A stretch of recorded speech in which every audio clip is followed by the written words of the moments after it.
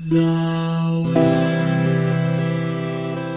is saved.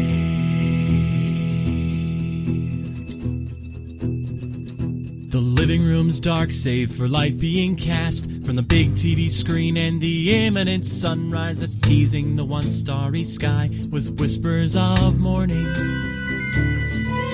Hey, George. Hey, Lions, how's it going?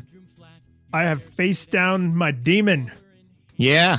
And Yeah. outside of the and now that you don't drink anymore, you're finally able to play this game. I know you're thinking in reverse time. We played this game, and so now I have a drinking problem. Okay, sorry. Yeah, I sometimes I get temporarily screwed up like that, you know, being fifth dimensional and all. No, I appreciate you coming down to our level. Well, for me it's left. And slower. We have been talking on and off, I think, about this game, and every time I mention this, you probably go, oh yeah, and then forget about it. But for me, it's like days of being haunted. Like, is this going to be the episode where we finally play Sonic 3D Blast? And this is now finally the episode where we played Sonic 3D Blast.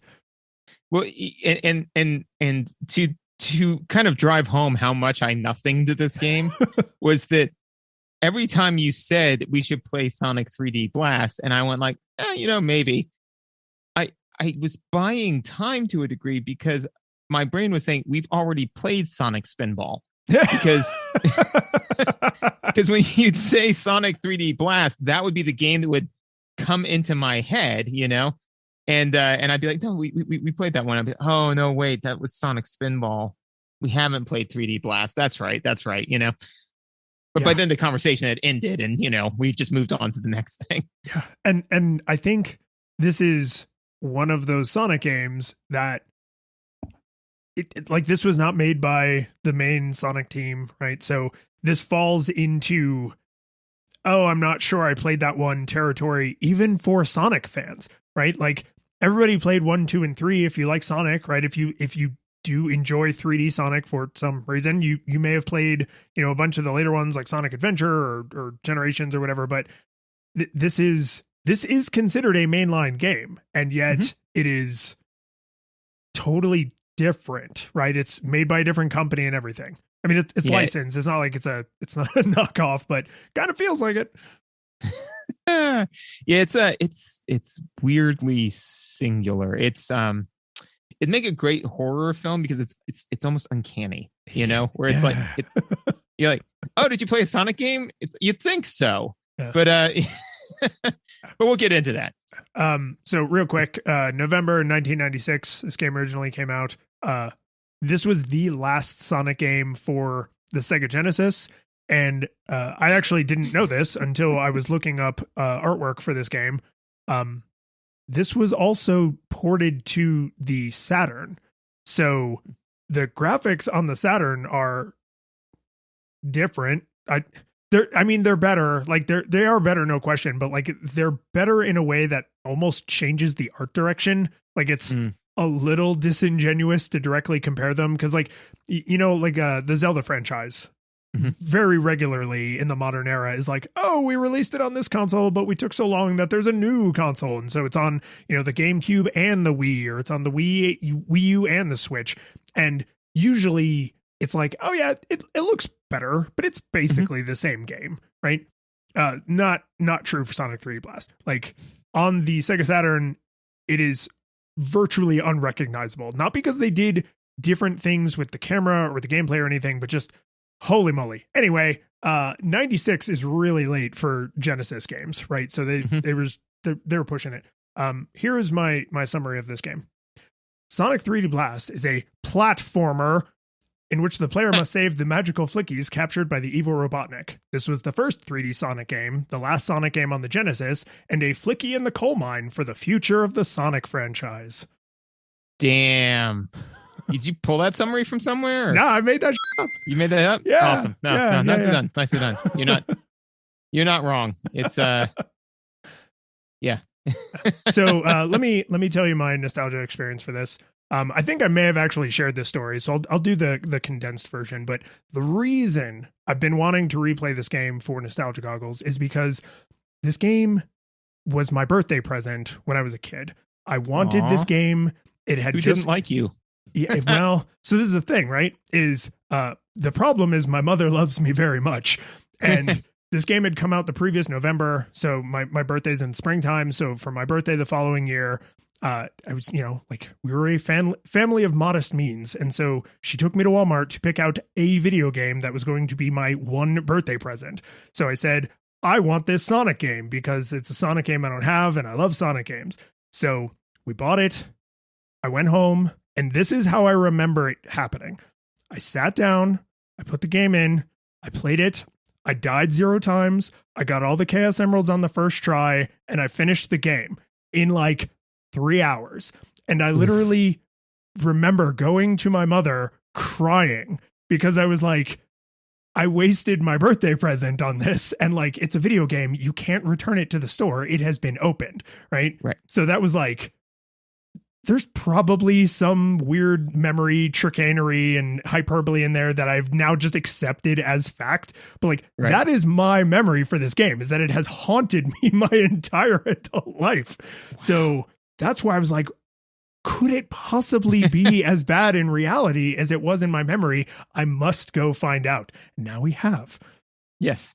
So I fortunately escaped this game because as this was starting to, like crumble, the Sonic franchise, starting to fall to pieces, I had jumped shipped to Nintendo at that point, right? So I fortunately, remember the Titanic just sailing beautifully, and it had all of the amenities and all these fantastic things. And then right as I was like getting onto like the boat, because I wasn't taking it all the way, I was like, I like had another private ship come pick me up. Like I hear the person singing beautifully in the background, and now the end is near, and so I face the final curtain, and I'm just kind of like, huh, odd song, weird iceberg, let's go, and then just like left. So I never played this one, and so I'm coming at it fresh. Yeah, going out. For anyone in like our age bracket who may have stopped playing video games when they were, an older teenager or going into college, if the last Sonic game you played was Sonic 3 and Knuckles, like what a way to end the franchise compared to people who played like Sonic 06 and the stupid Were Sonic one where he like turns into a werehog. Like, can you imagine those two people trying to have a conversation about this franchise if somehow they didn't know about the other's games? Like, I mean, one person thinks only the 2D games existed. Well, because that's the thing is that, I basically checked out of the Sonic franchise for a decade, right? And then somebody somewhere said something about like Sonic. So I Googled it, and it was like making your favorite dish and then putting it into the refrigerator for 10 years and then opening the refrigerator for the first time. And you're like, what happened? Like, I mean, I didn't expect it to keep perfectly, but at the same point in time, there wasn't space aliens in there, and there's space aliens in here now. I mean, just so many choices were made. Chill? Yes, we shall. We shall. If you feel like you need another 70 minutes to figure out where we're going with this, and you want to continue to support the show, listening obviously helps the most. But a close second to that is you can follow us online. We're both on the Twitters. I stream these games on Twitch. This game also falls into the category of loud, angry swearfest that will eventually be forgotten to the annals of time. So, if you want to see that stuff when it happens live, you got to do that. If you want to go above and beyond for supporting us, ratings and reviews, reach out and tell a friend. Word of mouth recommendations, I think, are always the most helpful. And if you want to go extra super crazy, you can support us on Patreon. Everybody who supports us on Patreon gets the after show. But if you support at higher tiers, you can get cool things like stickers and also your name shouted out on the show. So first, we need to thank our 8-bit classics, Yarno, Cram the Rabbit, Jason, Army Rose, John, Mortal Sonic, and Kevin, Shorto the Hodgehog, and our 16-bit heroes, Jacob, Buckles the Echidna, and Michael, Kilometers per hour, and our full 3D supporter, David. Sonic the Hedgehog.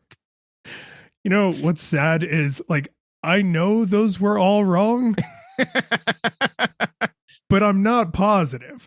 Well, there's so the fun many. thing is I threw in one that's correct. Which one was it? I actually don't know. They're all wrong, but you could have probably spent some time going back and re-listening, be like, maybe Mortal Sonic? I don't. Yeah, man. He went through the weird franchise thing of more characters, which is not, to be fair, that was not a Sonic failing. That was a 90s thing.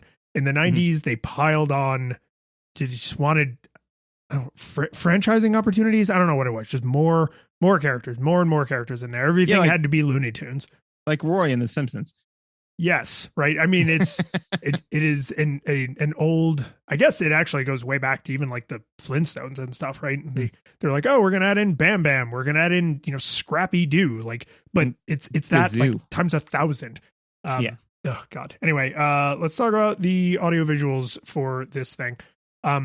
Saying this is the first 3D Sonic game is an incredibly generous statement, because it's isometric view and the models were 3D rendered in a computer and then traced over with pixel art, so that, because the Genesis cannot render polygons, right? It just straight up can't. So everything you're seeing has the like sense of depth as if it were happening in 3 dimensions, but it's literally not. Famously, you were actually the one who told me this. Super Mario Brothers 3 on the Nintendo was going to be isometric, and then Miyamoto went, no, because that will make platforming impossible. And we'll get to the gameplay later. But this looks exactly like Super Mario Brothers 3 on the Nintendo looks in an alternate dimension. It's a weird, think of any strategy game you've ever played, right? It's Sonic on a chessboard, and then you're trying to platform around in a world that you're forced to look down from on high at a 45-degree angle at. Like, it would be like, to imagine Final Fantasy Tactics, but reskinned as Sonic. Yeah. Yes. It is that exact camera. Yeah. So for me, just visuals for the sake of visuals. Honestly, if I were to strip away all additional knowledge that I have of this and just look at it, I'd say, like, hey, for the Genesis, it doesn't look that bad, like, I mean, as far as just the art design in general, right? I will give that to you on the levels and the baddies and the bosses. I think the heroes, so Sonic, and you also see Knuckles and Tails, even though you can't play as them, I think the heroes look like garbage. Personally, but I do agree with you that, like, if you're just looking at a still of the levels or of the boss fights or anything, like, those actually are like, oh, hey, I know it's not 3D, but it's a good attempt, and for the Genesis, it's a great attempt. And that's kind of where I'm at with it, where I'm just kind of like, okay, in isolation, I would say, like, oh, hey, again, like, if I just saw this still, I'm not playing the game or anything like that, I just looked at it and be like, oh, hey, that actually looks pretty good. This must be like their first attempt at 3D before everything went to hell.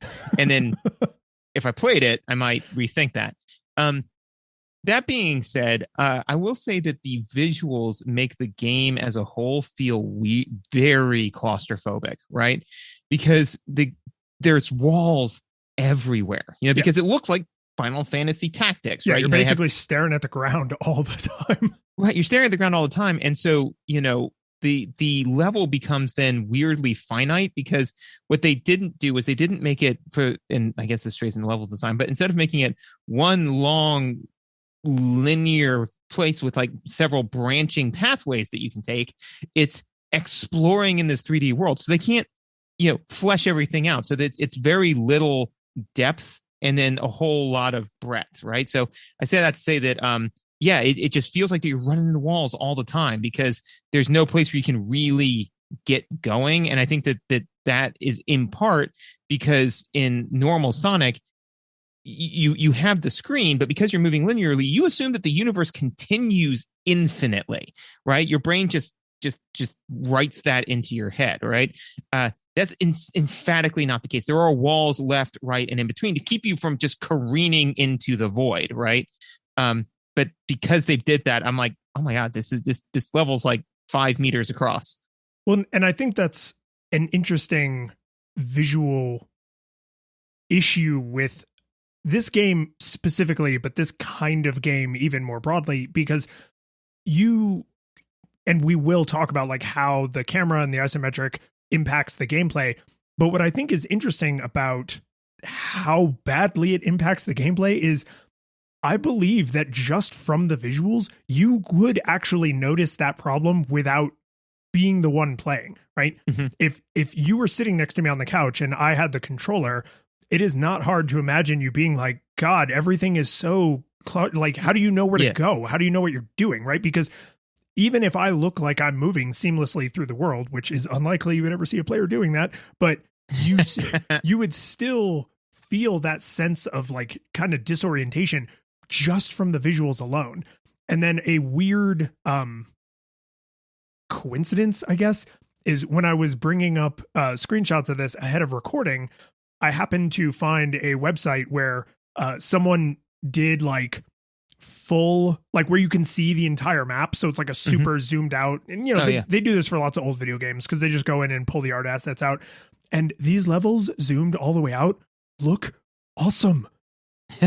They look so awesome. They look like we played Kirby's Dream Course. There's also an old game for the Nintendo that I think was literally called Marbles that used the kind of isometric camera. And they look like Marbles levels. They're like pinball levels. Like this is, if you took these levels wholesale and just put in the mechanics of pinball, like it might actually be kind of fun.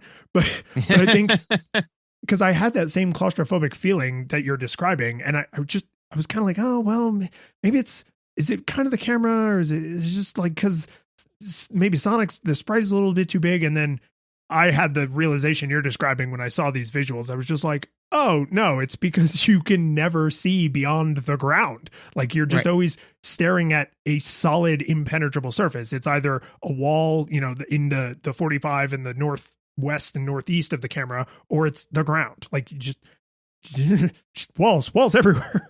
Well, and so it's and this type of visual style is not inherently bad. So to compare it again to Final Fantasy Tactics, right? It works in Final Fantasy Tactics because the point of Final Fantasy Tactics is you are supposed to be fighting somebody, fighting whomever, right? So you were supposed to be gaining a very keen, intimate knowledge of a very small area as you are walking around and trying to turn by turn tactically use it to, rout your enemy, right? That's not at all what Sonic is about, right? Sonic is about, in the broad sense, momentum control, but also, gotta go fast, right? So it would be, like, playing bumper cars with a Formula One racer, I mean, like, there's a reason why those are two very different enjoyment things, right? Like the Formula One racer, it's like, how fast can I get this thing going? Oh man, I got it going super fast. That's great. And like, look, I'm zooming around, and then platform, zoom around some more, right? And then they said like, okay, but now it's going to be like bumper cars. You're like, okay, well then this isn't Sonic anymore, and you need to abandon all of it and just make it a different game. So yeah, it's the changing the camera angle here. I mean, and as you see in later Sonic games, so not burying the lead on this one, but as you see in later Sonic games, right, is that the core mechanic of momentum control in Sonic is really, really difficult to execute on in 3D to give you that same kind of roller coaster-esque feel. And so even when you have a full 3D, it kind of loses something. Having an isometric view hamstrings it. Yeah, I mean, in many isometric games, one, you're not moving quickly, and two, you do still have some camera controls, which again, the Genesis obviously was completely incapable of doing. The Saturn also didn't have camera controls, right? You're stuck in this 45, true isometric kind of view. Now, I will say, and I do mean this completely sincerely, music in this game is phenomenal. I know because I'm so familiar with the splash screens that even without having to look anything up, the fact that there's Traveler's Tales in the opening of this game, it's like, oh, this game was not made by Sonic Team. Like they outsourced this to another company. And I've played other Traveler's Tales games. Like, they are not a bad studio, right? So, whatever a person thinks about this game, it's not like the studio was like, just give it to the lame studio overseas or whatever. It really feels like either they kept the music in-house, or someone at that studio that did the music was like a rock star at imitating another composer's style, because this music is good. Like, it is as good as the other Genesis Sonic games, and that is a hell of a compliment. Like, those games have fantastic music.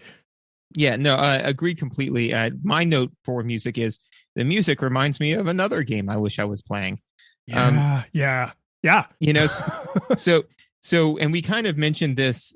So to me personally, that's a double-edged sword, right? So like, yeah, the music's great, and it very much so is reminiscent of Sonic. The music is, all the sound effects are pulled directly from Sonic, if not, then near perfectly replicated. But remember when we played Legend of Zelda 2, and I was really glad they didn't have the Hyrule theme in there, because then I didn't have to sit there and be like, man, I wish I was playing Legend of Zelda, right? Well, this is the opposite of that. So it's just kind of like, as I was playing this game, I came a couple of times close to just shutting it down, popping in Sonic, to wash the taste out of my mouth. I'm like, no, that might give me a weird view of it. The one last thing I did want to say about the visuals specifically is that all of the levels, to me at least, felt very samey. They felt kind of, they're not, but they felt a lot like palette swaps. And then when I kind of tried to peel that onion, I was like, but they're not, though. Look at all the different art assets they have in each one when I'm looking at it, but they feel samey. And I realized, and to use what you said, is because you're staring at the ground most of the time, and the ground is a palette swap. Yeah. Yeah, because the ground is a checkerboard grid of solid colors in every stage, right? It's exactly the same. So I'm like, that's why it feels like a palette swap, because most of what you're looking at inherently is a palette swap, and that's kind of a bummer, because they did a lot of work on bringing in all these different art assets and these different, trying their best to do the different game feel. But it's kind of like, yeah, you put the fringe on the outside of the cake looks different, but it's a vanilla cake every single time. Yeah. So did you change much? I mean, there's only so much you can do. The last thing I will say about the visuals is I feel like the heroes, right? Sonic, Tails, and Knuckles, they lost a lot of their character. The way they move and look just doesn't feel quite right. And it's frustrating coming off the back of Sonic 3 and Knuckles, which had exceptionally well realized, incredibly iconic versions of these characters that basically almost every game has failed to emulate ever since. Like, they had to redesign Sonic in his entirety in the 3D games, and I think part of it is because they just couldn't quite nail the rude dude attitude of 2D pixel art Sonic into 3D. And Grant, that's hard, right? You can cheat things in 2 dimensions that you cannot cheat in 3 dimensions. Famously for Sonic and, Mickey Mouse and a lot of characters is like the side mouth, like that makes sense in 2D. That does not make sense in 3 dimensions. So like it is a different medium. What happened with the special stages? Did you go to any of the special stages? I went to a couple of the special stages. Okay. So mechanically, and I know we're not talking about that yet, but mechanically they function almost exactly like the special stages from Sonic 2, which are my favorite version of the special stages. The half pipe where you're running away from the camera. I love that version. Yeah. The music, man, it's so good. Like those special stages are so good. Mechanically, these function basically like that. You have to collect rings. There's gates. If you don't have enough rings by the time you get to the gate, you can't go through it and it kicks you out of the stage. There's bombs. The bombs make you drop rings, but you can progress, so you can get back on your feet. Like, it's basically the exact same concept, and they look like garbage. I mean, utter trash. It is so, the first time a special stage loaded, I think I sat back in my seat and I was just like, I have no memories of this. Like I pushed this completely out of my mind. This what is this? It, like the graphics themselves are literally worse. Like everything's a lot grainier. it's doing like a mode 7 style of scrolling, so the graininess is like flying all over the place. You have this little tiny chute that you can operate in. It's not the cool, full loop you can do like in Sonic 2. It looks like crap. It's so bad. It honestly, yeah, it's bad. It honestly looks like, because the rest of the graphics in the game are not this uniquely bad. This looks like something they were trying to do something else and it didn't work, and they had to ship the game because they were rushed. I know that this game was rushed just from like other, Sonic lore I've learned over my life. And this, there is no way this is what they wanted. There's no way they wanted this to look like this, because the regular levels don't look like this. Right. No, I mean, they probably just, were like, hey, this is what's going to do mechanically. And then they were like, do we got to ship it? And they said, I mean, wireframe, just go for it. On two things on the thing you were saying before that, which is one, the being able to cheat stuff in 2D. The thing I always think of for that is Goku's hair, because in the comic, you mean? Well, yeah, or in the anime versus like when you try to create a 3D figure of him, Yes. Yeah, it does not make sense in 3D. Right, because it's like when he's staring directly at you, he's got like the three, tips off to the side. And then when he's looking dead forward, they're straight forward. And that makes sense in 2D.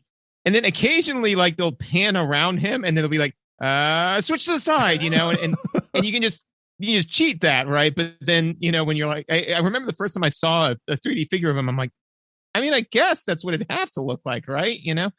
That, and then, I agree on the character models. I think that the original Sonic had attitude. He was completely proactive. I mean, a total paradigm shift, and this the Sonic had none of that. You turn him into like an 80s stockbroker. Actually, that is a Simpsons quote. Oh, it is, yes, yeah, from the Itchy and Scratchy episode, yeah. When they're making Poochie. Yeah.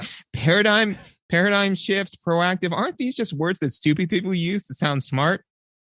I'm fired, aren't I? Absolutely. These people should have been fired. No, they were doing their best. Yep. All right, should we talk about the gameplay? Do it. It's bad. So it's bad for all of the reasons that are obvious if you just even looked at a screenshot of this and how a Sonic game plays, because I commend you for trying not to lean too hard into the mechanics of it, but in 2D Sonic games, momentum is the name of the game. And they got that wrong in ways that I think are actually fascinating. Like that you wouldn't expect if you just said, oh, we took a 2D Sonic game and we moved the camera up here. And it's like, yeah, but what about all the knock-on effects? And like, here's a subtle one. So imagine you're playing Sonic 3, right? You do the spin dash and you go through a loop and then you smash into a wall. What happens? All of the little blocks like fall away and then you zip through and you either gain momentum or lose depending on how the roller coaster's going. Okay. And then on the other side of that, you hit like an immovable wall. So like now you crash into something that you can't break. What happens? You dead ass stop. Dead ass stop. What happens in this game when you roll into a wall? You bounce off of it. You bounce off of it, right? Which changes everything, because now you are massively incentivized to just be in the ball all the time, which you would say, oh, that's kind of like in 2D Sonic where you're, at risk of crashing into an enemy if you're up and running, but you can hurt certain, most early enemies if you're rolling. And it's like, yeah, that's true. But there's a trade-off between you can't gain momentum while you're rolling because you're rolling. You can only gain momentum if you're running because your feet are on the ground. In this, because you never get a good head of steam going anyway, because you're always staring at the ground and you have no idea what's off to your left, right, north, and south, like you just ball up and it works really well, even up into the later stages where there's like lava and spikes and crap, because you just bounce around like a moron, but it's not any fun. You don't feel like, oh, the way I'm supposed to navigate the world is by bouncing around in my Sonic Hedgehog ball, because that's not what Sonic does.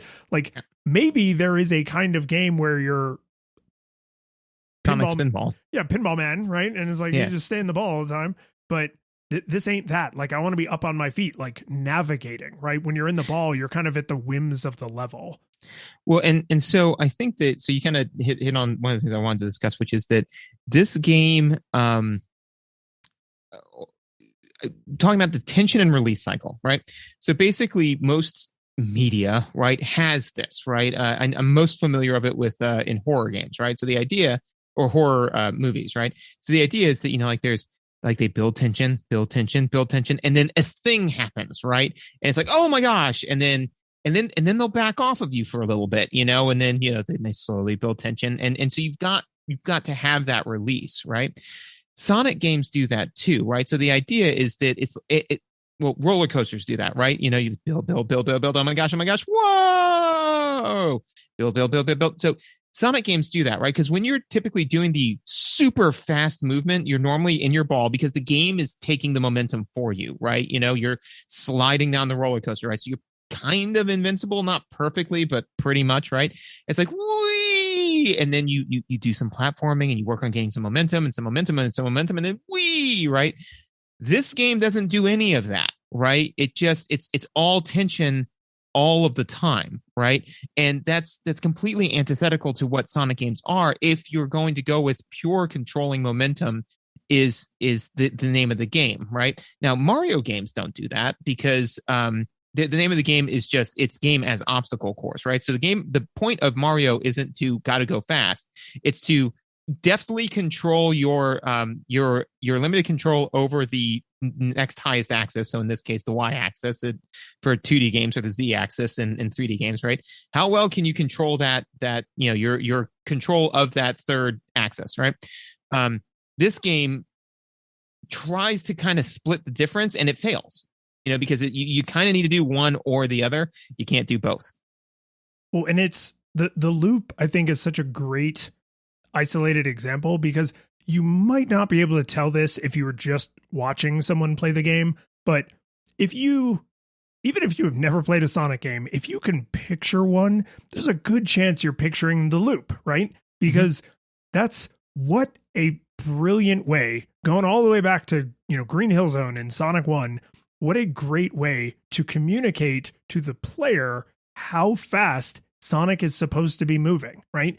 He can run on his feet around this, weirdly, naturally occurring perfect skateboard ramp and not fall down. Like, what a fantastic visual to juxtapose him against Mario, right? Or any other 2D platformer. Just like Sonic is so fast, he can run upside down. Like it's cool. It's a super cool visual.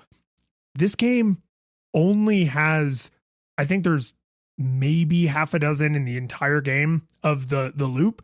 And every time you go through one, they are essentially cutscenes, right? Like you jump into a hole and it pushes you to another part of the level. And on your way to that part of the level, it pushes you through the loop.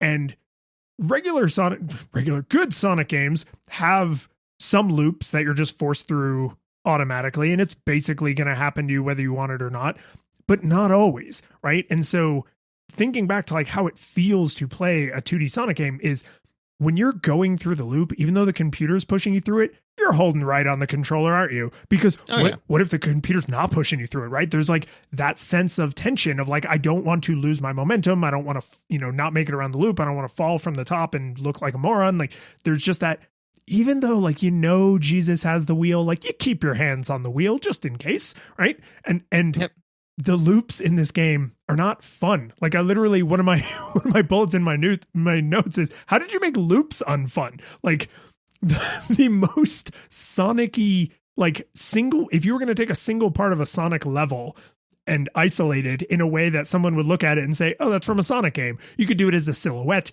You could do it in black and white. You could do it without the characters present, but it's the loop. It's definitely the loop. No, I mean, to the point where just to back your thing is I was playing Minecraft with Teddy, and Minecraft was like, hey man, we got these new packages. You want to try like reskin to Steven Universe, which is awesome, by the way. You should check that out. But they apparently published one for Sonic, right? And in the background, they had the loop, And I remember seeing that and being like, how are you going to do that in Minecraft, man? Like, to the point where I was almost like, oh, it might be worth $5. I didn't buy it. But to your point, right, is that if you're going to advertise Sonic, you have a blue Sonic the Hedgehog, right? And then probably the loop-de-loop, right? It is the loop is about as famous as Tails, you know? Yes. They are equally supporting characters in the Sonic universe. Yeah, absolutely. I will say too that the jump physics just don't, well, the jump hitboxes and things like that, they don't work to save your life, man. And it's to the point where bad. it's so core to what they were trying to do, and it's just so not fun, like, so literally, I mean, discounting the enemies, right? Even just a stationary box that has a bonus in it, which ostensibly I should just be excited to get. I mean, remember how in normal Sonic games, normal Morty, yeah, put it in your blog. In normal Sonic games, they when you get like one of those little boxes, you're like, oh man, this has a fire shield in it. Oh my god, that's so cool. Or, oh, this one has like 10 extra coins. That's great because now I can go get the secret zone or whatever, right? That was so exciting, right? And when it would break, it was super satisfying because it do this little poof, and you're like, yeah, I got the thing, right? This, I'd see a thing, I'm like, oh my god, because I can't leave it alone. I mean, just me, I can't walk away from it, even if I don't need it. But I'd be like, I'm just going to be spending the next 30 seconds jumping over this thing until I jump on it. So it's like, it was like being given a chore. And so I thought about this and I was like, okay, first thing I checked for was the shadow. And they do that. They do a shadow where you're jumping, right? So I was like, okay, why does this still suck then? And then I realized it's because it's in my opinion, it's too high precision, because I thought about it. Even Mario 64, the first 3D Mario game, knew to back off of the precision platforming at this time, right? So if you think about like the stuff that you platform in Mario 64, it's all 3 times the size of Mario, Like the main thing is like the timing of it in general, not whether or not you got the perfect XYZ coordinate correct. It's whether or not you were just in the ballpark with the timing, right? Mm-hmm. I mean, in the original Marios, they had Goombas for days. There's just Goombas everywhere. There's like 3 of them, like they're very, very rare because they knew like trying to stomp on this specific thing is going to be a pain. And Sonic said, nah, we got this. And they didn't. Well, and I can do you 2 better. So in Super Mario 64, do you know what was specifically added in that game? The ground pound. Mm-hmm. Because so you just immediately stop. Then as soon as you see the shadow where you want to land, you can ground pound. And granted, most people don't play that way, and the levels are not designed to require that generally. But if you really, really sucked at the platforming and you were like, okay, I just need to vaguely jump in its direction, and then when I see the shadow over the platform, I'm going to hit, it's probably the Z button, right, and ground pound. You can't do that in Sonic 3D Blast. You just have to finesse it. And the other thing, and I think this is, I hadn't thought about it in quite this way before, so I'm thinking this as I'm saying it, but I think the real problem with why this was always destined to fail, and probably no one could have done this well, and it's not the developer's fault, and it's not the fault that it's not how Sonic is supposed to be, even though it's super not. Think in your mind what the D-pad looks like, and then think in this game how often you ever move in those directions. It's never, right? You're always going, you're never going true north or, true east. You're always going northeast or northwest, which means you have to now push the phantom button between, and the Genesis, the 6 button pad at least, has like a circle around it so you can kind of feel where those corners are, but it's not good. It's not meant for that. It's meant for rolling through in fighting games. It's not meant for using as a cardinal direction, and this game requires you to exclusively use them as cardinal directions. You can move true north, true south, true east, and true west, but you never do because there's never anything over there. The platforms are always on the 45s, right? So if you're going like platform to platform to platform, you must necessarily be pressing in these weird, like 45-degree angle, non-cardinal directions on the D-pad, which again, D-pad is not meant for that. So like they have literally asked you to do something and then said, oh, but we're not Like, we're not going to change the controller. Like, what are we, Nintendo? We're going to build a whole new controller around this concept? No, no, no. Do it with the controller you already have. Yeah, and that's actually my one of my notes, which is if you're going to try to do a 3D game, you have to have an analog stick. I mean, even one. I mean, like two would be sweet. But I mean, you have to, because you need to be able to maneuver in, because here's the thing, right? Is that in a two-dimensional game, right? And we've kind of discussed this before. The challenge of a two-dimensional platformer is you are given infinite control over one axis, right? And partial control over a second axis. And it's how well can you utilize your control over that second axis, right? To accomplish your goal. So then in a three-dimensional platformer, you have infinite control over two axes, and it's how well can you control the third axis, right? So therefore, in a 2D platformer, right, you only need to basically have the forward and back button, right? You need, because that's the thing you have infinite control of, right? If you're going to have infinite control over a plane, you need to have infinite control over that plane, right? You need to be able to maneuver anywhere in that plane you want to be, and then jump whenever you want to. And so in order to do that, you just have to have an analog stick. I don't know any way around that. Like, it is an absolute must have. So I got to interrupt you real quick. You just made me realize, I was like, oh, maybe this wasn't a problem on the Sega Saturn. So, because I never had a Saturn, although I had some friends that did. So I looked up a picture of the controller for the Sega Saturn, and the original controller that the Sega Saturn shipped with also did not have an analog stick, which means this game was designed and expected to be played with the D-pad, even though, why on earth would you do that to people? The real cherry on that sundae, though, is like the PlayStation, because the original PlayStation controller also didn't have analog sticks, and then they added them in the exact place modern PlayStation controllers have them, and they've been using that design ever since. The Sega Saturn controller that has an analog stick, let's just take a second. Go ahead and Google Sega Saturn 3D controller, and you tell me what you see.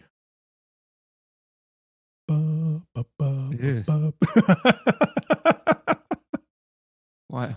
But why though? It's massive.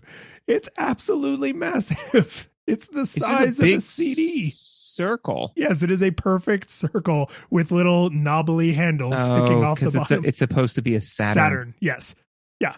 But you did it. You made the dad joke at the cost of the company. Yeah, it's a Sega controller, right? It's the Genesis controller with the 6 buttons, and then a thumbstick, right?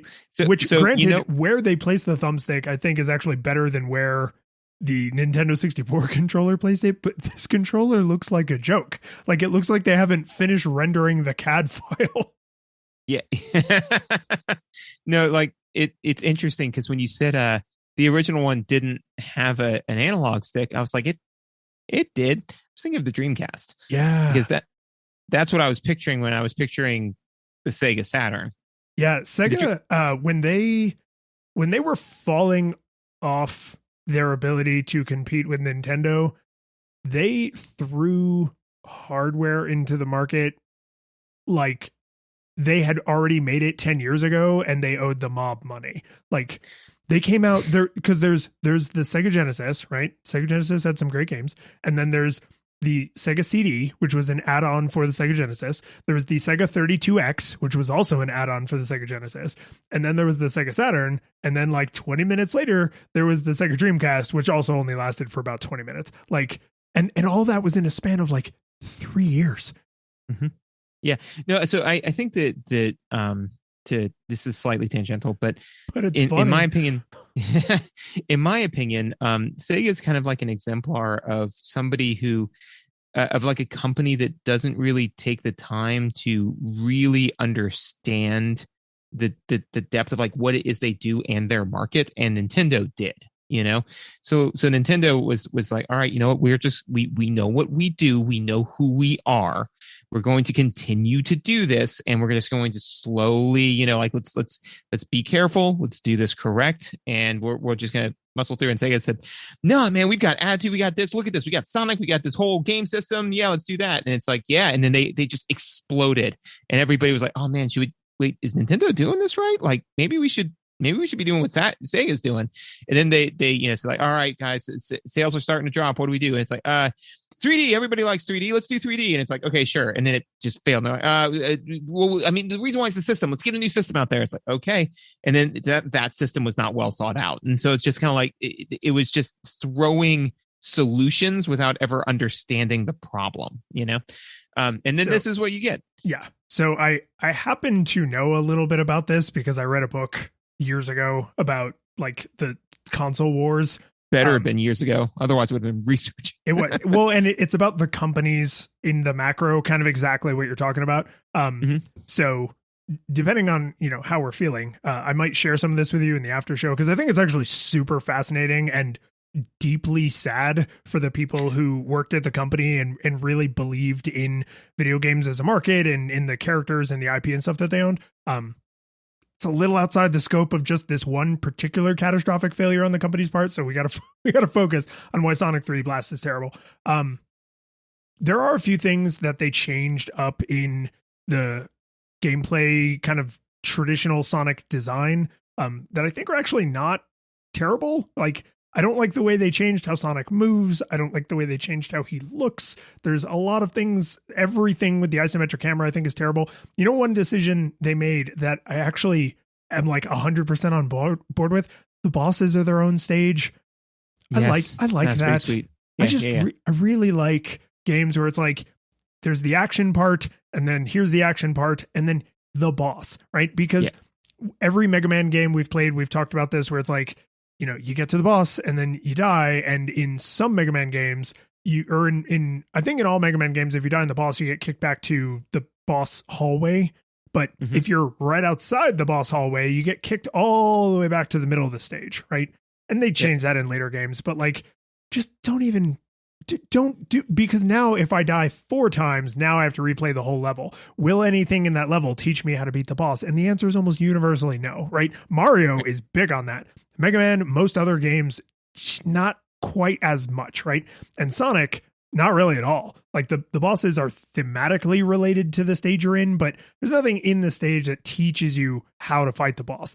So just put them in their own little thematic sandbox where they use the same palettes and the machine that Dr. Robotnik is in looks like it came from the levels that you're currently going through, but don't make me replay the whole act just to get to him. So like having that on its own stage, big thumbs up. Another thing, there's no timers. And I have a lot more to say about that, but I'm going to take a second. How did you feel about there being no timers? I mean, I appreciate it just because to me, I don't know. For me personally, like I don't enjoy, I just don't enjoy that particular aspect because I'm not trying to maximize for that portion of it, So I'm not trying to say like, can I get the best time? If I want to, then I've got a stopwatch for that, And so then outside of that, saying like, oh well, there's a lot of different constraints. Also, there's a time constraint. Unless you're literally going to make it so that way, you're trying to create the emotion of like panic, then that's fine, which they kind of do in Sonic games with the drowning, right? Like yes, that does induce panic. It does, right? I mean, you hear that today, and you get the dry sweats, right? But that makes sense because what they're trying to do is be like, get out of the water fast, and then hopefully kind of like make you make a mistake, right? But if that's not the theme of the whole thing, then no, I don't care for timers. I did like the fact that there is a timer, but it just says too long if you take too long. Yeah. Yes. Yeah. So you're not punished, but it tries to incentivize you to not have them make fun of you. So here's a thing that I think is an interesting change to the Sonic formula, right? Because the stupid camera, the fact that he looks like an idiot, the fact that he bounces off walls and stuff, like those are arguably incremental changes that just, I think for my dollar, incremented in a bad direction, right? But they're not dramatic rethinkings of the formula. The way you get through these levels is all the levels. So there's a zone and it's broken into 2 acts and then a boss. And each act has I think like 3-ish sections. And to get from section 1 to section 2, you have to rescue all 5 flickies that are in that first section. And then in the second section, there are 5 more flickies. And then if there's another section, there's 5 more flickies. And you just have to keep doing that until you get to the end of the stage. Because ostensibly, the story of the game is you are specifically on this island to rescue these flickies, right? Like, they are magical, and Dr. Robotnik is going to use them to do Chaos Emerald stuff. And so, like, you stop him by getting the flickies back, right?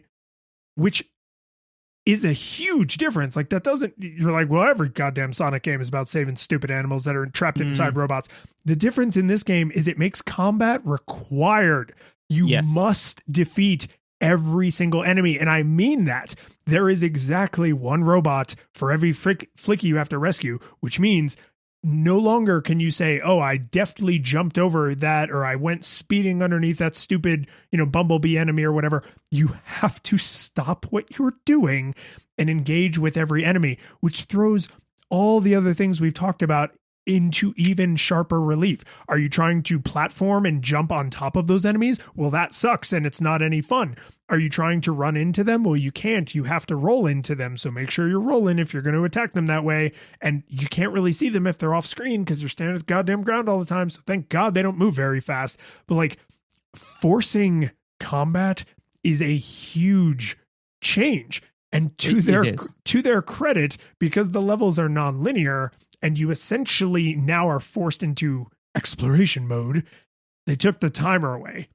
Right. So I do appreciate that someone recognized, listen, if there's going to be a big sprawling non-linear stage and they have to go into every nook and cranny until they find every robot and kill it and collect that flicky, which by the way, you can drop and is insufferable. But taking the timer away was a kindness. Like, it's a real, because you could imagine them being like, oh yeah, Sonic, I can tell you Sonic levels are 10 minutes. Sonic levels are 10 minutes. I know that that's how long a Sonic level is. Right. And when you're playing, if you go over 10 minutes, that is when it says too long, right? It's exactly at 10 minutes that they tell you suck, because that's how long Sonic levels are. So taking that away is not like, oh, well, it's a different kind of game. No, that was a mercy. Someone wanted to include that, and then someone else went, no, we gotta take that out. Yeah, so you hit on a couple of things I want to discuss, which is one is that so the main way that you you move forward in this one is to defeat bad guys, which is a paradigm shift from the old Sonic games, where the goal was gotta go fast, right? You could be outside of beating up Robotnik, you could do a pacifist run of Sonic, you know, where it's just kind of like, you know what, I think that the robots are people too, and I'm not here to hurt them. I'm just here to stop Robotnik, So then again, like I feel that somebody should have said, oh, we'll just make them kill all the bad guys, and then somebody somewhere should have said, but then doesn't that make this not about controlling momentum? It makes it about killing bad guys, and then shouldn't we build the game entirely around that? And then is it still a Sonic game at that point? And then the answer to all of that would have been no. But yeah, so right. And so then to your point, right, the flickies, it bent my mind that in a game that is ostensibly about going fast, they set up that so when you kill the bad guy, right, not only can you lose the flicky by getting hit, then you lose them like you lose your coins, right? So you got to go collect them all, Rings. Right? Yeah, whatever.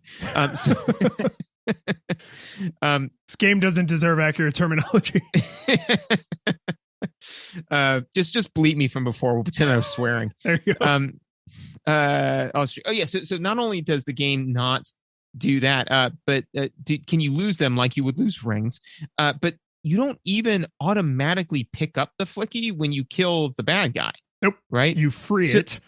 Right. You free it, and then you have to go collect it, which, to your point, is a nightmare, especially for the one that I remember particularly was the one in Green Hill Zone with the bug that jumps. His flicky jumps back and forth too. And I'm yeah, like, the different colored ones, because there's like 4 or 5 different colors, and like the red one always moves like the red one, the blue one always moves like the blue one, but that one that bounces, yeah. if I could have Yeah, just let no. that one to die, I would have. Oh, that would have been a nice mechanic if it's like you have to rescue 7 out of the 8 flickies. Yeah, you need 80% flickies. Well, because I think they did a penny arcade about that one where it was just like all right, you said rescue the 6 villagers. I got 6 villagers. It's like, but there were 8 villagers. The quest said rescue 6 villagers. Quest complete. Yeah. Yep. Yeah. So, but the fact that you don't automatically pick it up bent my mind, because I was sitting there, I was trying to kind of figure out, because I knew I was there to ostensibly rescue flickies, but I was like, okay, I'm trying to get a feel for the mechanics. I'm like, all right, there's this big ring. I don't really know what it does. Sometimes I can interact with it. Sometimes I can't. And I was like, oh, this is where I deposit the flickies. And I looked at the bottom right. I'm like, okay. And then there's my UI. Okay, I got it. But it says here I've got like 3 flickies, but I don't have them. Oh my God. And then I just had to go back and scour the dumb level to go find them. And the fact that they track so close to you, it's not even easy to count. Like after you get hit, you're like, did I collect them all again? So there's a tiny like tweet when you actually touch it. Mm-hmm. And that's your one indicator, unless you stop and slowly walk forward and see that they're following behind you in a line. You get that tiny little sound cue, which again is like, oh, somebody thought about it. And instead of realizing that this entire mechanic is not fun, they put a sound cue on it. Right. And that's the thing ultimately, right? Is the fact that it's a chore. It's like cleaning, you know? So the fact that they added those mechanics in, just again, mind bending. One of the last notes that I had, because I'm sure you still got tons of stuff. I'll just open the space for you. But one of the last notes that I had is that the problem, I think, with Sonic as a whole, right, is that it existed at the point in time when it existed, right, which was during the transition to 3D, right? So at that point, the idea was we can now do things in 3D, therefore everything needs to be in 3D, right? So they tried to put Sonic in 3 dimensions, and I just don't think that it's meant to be. I think it's meant to be a 2-dimensional roller coaster game, and it's super fun when you do it that way. Sonic, all the way up to Sonic 3 was fun, then they went into 3 dimensions, and they were pretty much all trash. And then they did Sonic Mania, and that game's great, you know? And so I just, the thing that I was thinking about is I was like, would anyone in their right mind try to make Celeste 3D? Right? And the answer is no. That would be absurd, right? Yeah. I'm trying to think, like, because there are super challenging games that are in 3D, but not super challenging precision platformers. Not that I can think of. Not that I can think of offhand. I'm sure that there are a few that exist, but like, those people know that they're doing a very specific thing, you know, where it's I feel like the kind of person who wants a super challenging precision platformer, they don't go play an entire game based around that idea. They play Super Mario 64 competitively. You know what I mean? Like, instead of saying, oh, I want a game that requires me to be a demigod, they want to go into a world that's all guardrails and family friendly and then rule it like a king. I mean, you watch like a speed run of Super Mario 64, Super Mario Sunshine, you know, all the way up to now with Super Mario Odyssey, and the things people do are insane, mind-bending application of the mechanics and the physics of the world, combining crazy, not glitches, just incredible mastery of the physics of the universe. And part of what makes it so impressive is just like what makes it impressive in real life. When I am sitting in a Barca lounger, scratching my ass, watching a gymnast in the Olympics, I'm like, wow, that person is incredible. But if I had to have that level of skill just to go check my mail, it wouldn't be incredible. If the whole world was that difficult to navigate, it wouldn't be exceptional, right? So like, Celeste is Celeste because the whole world is that difficult to navigate, but it's also set up for it, right? Super Mario Odyssey speedrunning is not set up for speedrunning, which is what makes it impressive. Yeah, no, I agree. Because actually, while you were talking, I Googled 3D precision platformer, and the internet said, "Oh, you want precision platformers?" And I clicked on it, and all two dimensional, every last one of them. And then, but I agree with you completely. Is that I think that the Mario team, and again because they know what they're doing, is they said like, okay, but what if people wanted hyper precision platforming in Mario Odyssey, and they have those balloon challenges where it's like, where it's like, okay, I'm going to go put a balloon in a place, and can anyone else get it? And so that's a way, because that does require incredible hair precision on exactly how you're doing and how you're executing on moves. But in order to play the game, you don't need any of that. So I think that honestly, like I was saying, is that Sonic's issue is that it never should have been put in this position. This game, not to bury the lead, this game should never have existed, right? Because Sonic should have never made the transition into 3D. It just. But the thing is that nobody knew at the time that this wasn't. It was and I think you might have told me about this, but is that somebody, like, if you go through a 50s cooking catalog or a 60s cooking catalog, everything's in Jello, man. They got meat in Jello. They got like all of this. It's just Jello all the way down, right? And somebody said was like, why would you put ground beef and like this stuff in Jello? And the person said, well, refrigeration was new, like that was a new thing, so people could now make gelatin, and they didn't know, like, so they were like, just all of it goes into Jello. It's that, right? It's like, it's all 3D, and it's like, okay, now we know, some things taste good in Jello and some things don't. We should just put everything in Jello, right? But they, at the time, they were like, Sonic in Jello, Mario in Jello, it all goes in Jello. So the implication there is that Mario goes well with Jello and Sonic does not. Okay. That is correct. Just want to make sure I followed that. Sonic is the meat of Jello. Tagline for the episode: Sonic is the meat of Jello. Every once in a while, I feel bad that we don't like have funny in episode titles for the game episodes. Yeah, that would be a good one, because I think anyone who looked at that and didn't already know what the show was and then clicked on it, it's like, okay, you know what you're getting into, right? Might scare off some other people, but so I do want to, I think, kind of conclude my thoughts with just pressing on the exploration thing, because we played a good Sonic game that does this, which is Sonic Mania, right? If you go online and you look at like blown up map views of Sonic 1 levels, Sonic 2 levels, Sonic 3 levels, by the time you get to Sonic 3 and Knuckles, those levels are quite a bit more branching. You can get from point A to point Z in like 2 or 3 ways instead of only one way. And there's almost always multiple paths instead of just once in a while it's a treat, right? But they're still very left to right linear, right? Or sometimes like top to bottom or whatever. But they're, generally you go from left to right. In Sonic Mania, they said, what if the levels were like massive? And they actually didn't come up with that entirely on their own.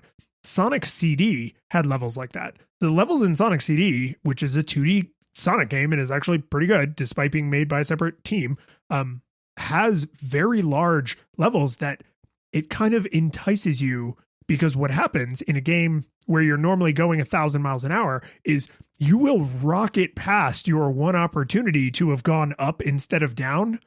And if you know you're going to play this game again, or you're just the kind of person who wants to like really squeeze the life out of a video game, that little visual tick makes you go, oh, I got to replay this level.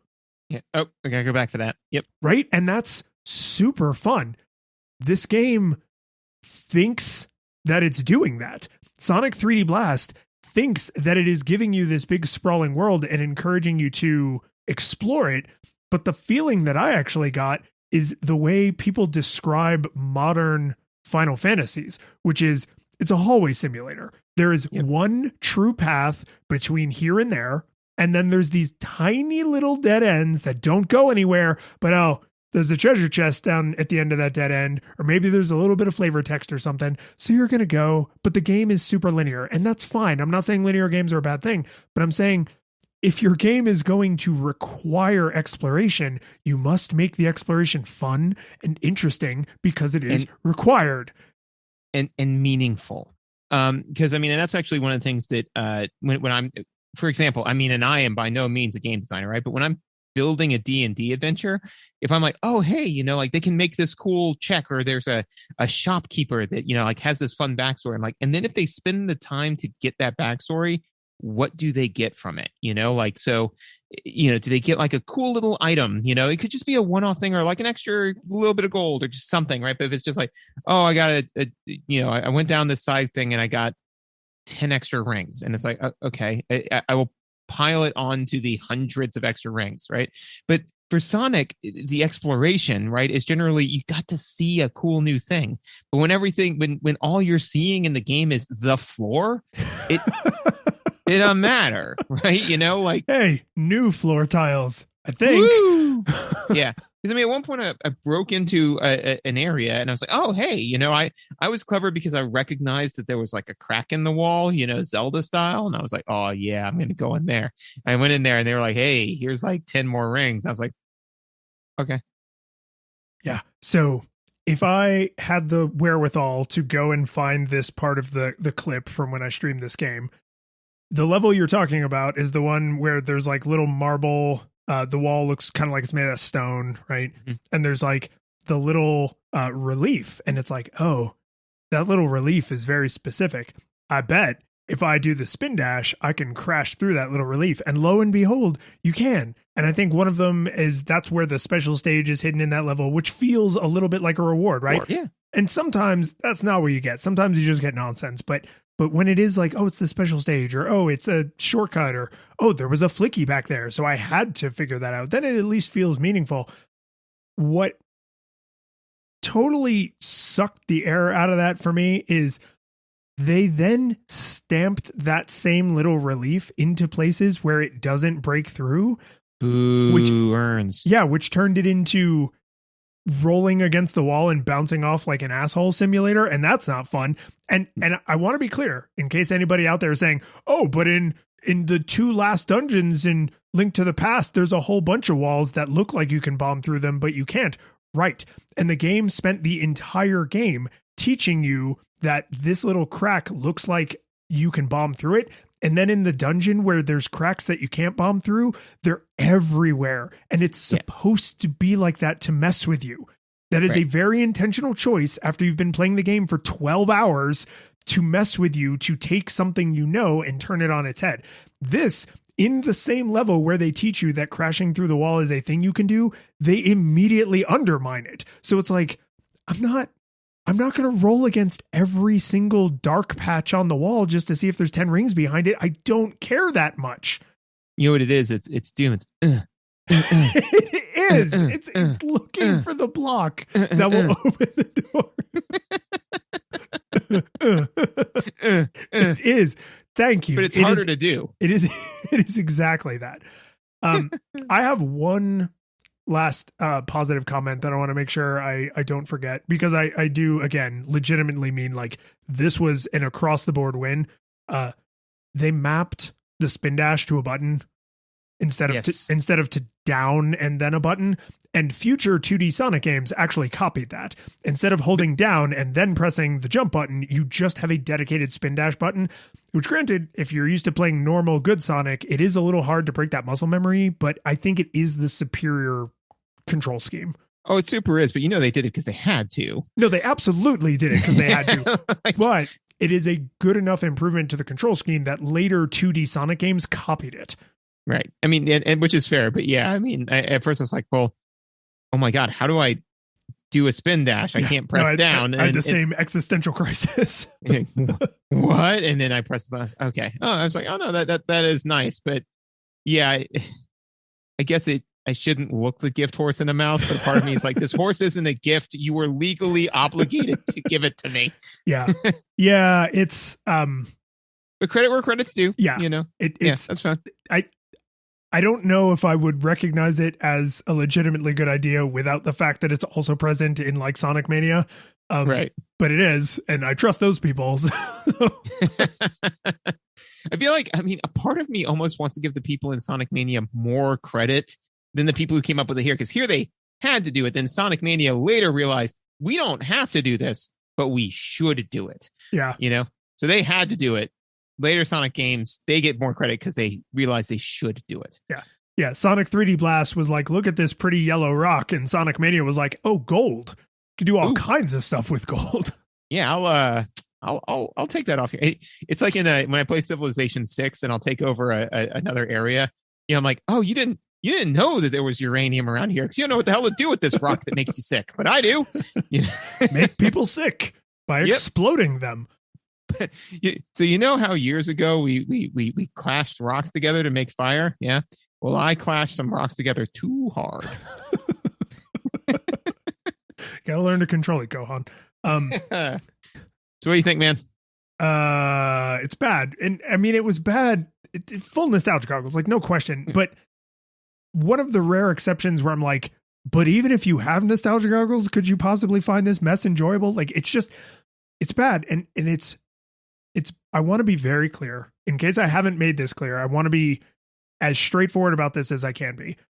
The reason this game is such a catastrophe is because it came on the back of Sonic 3 and Knuckles. We had an established formula that no one was asking for them to change it, but Sega, kind of to your exact sentiment, felt like they had to, and they ruined it, and then they continued to ruin it for like 2 decades, which is just like, man, way to throw good money after bad. But I also need to be clear, this game is bad in its own right.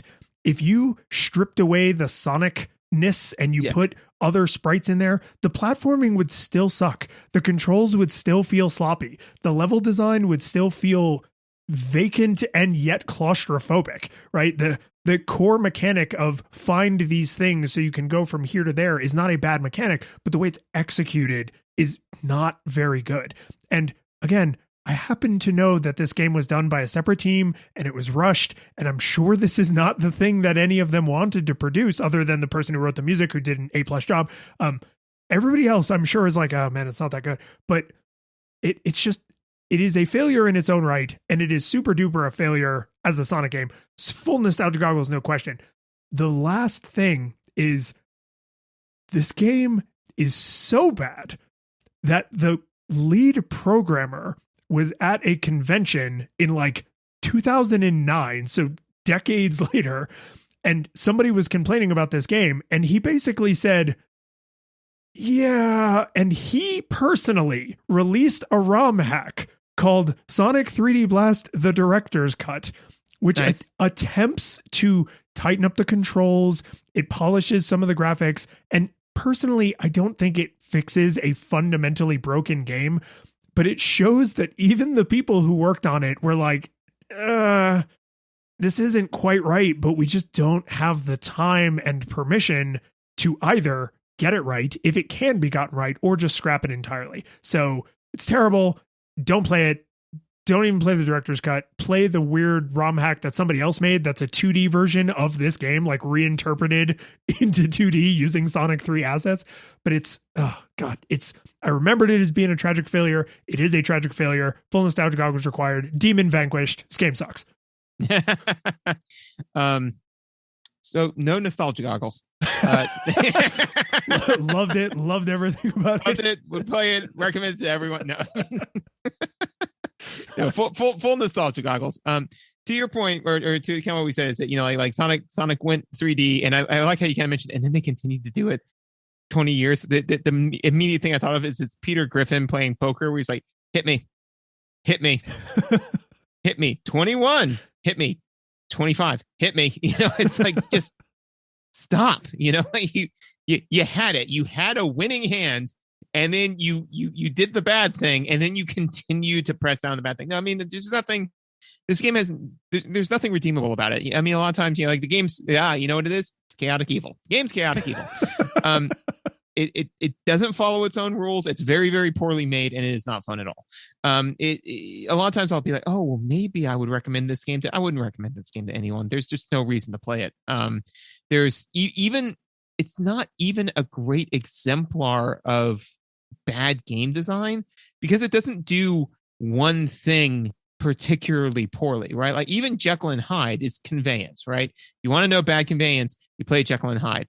if you want to know broken game controls, you play Superman 64, right?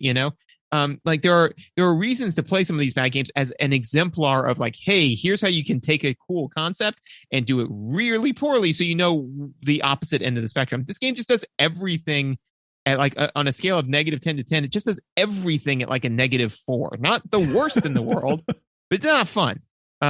So I mean, it's Sonic 3D. It's not a blast. The curtain falls, the music plays, the credits roll, then it all fades to black, and you're left by yourself.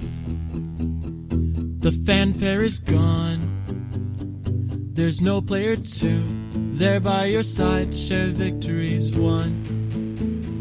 But as you slowly progress down the hall to your bed, a few great events leak back into your head from the time that you spent traversing the land, battling evil, fighting the darkness, just sword in hand. Your memories creep in with the edge of a smile. You realize again what you lost for a while.